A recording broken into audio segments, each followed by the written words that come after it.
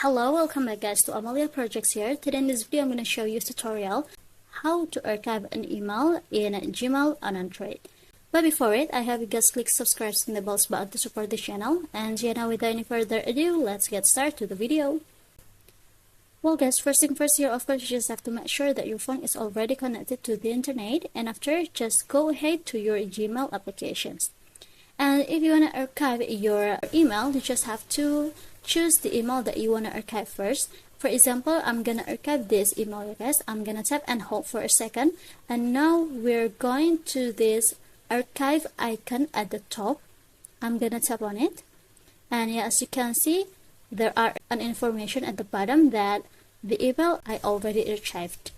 So if you want to check it again, you just have to go to these three lines. And now here you just have to scroll it down a little until you find here the old mail. And in this page you will see the email that you archived before. So yeah, I think it's enough guys. Thank you for watching this video. Don't forget to leave your like and comments below. And I'll see you soon on the next one. Goodbye.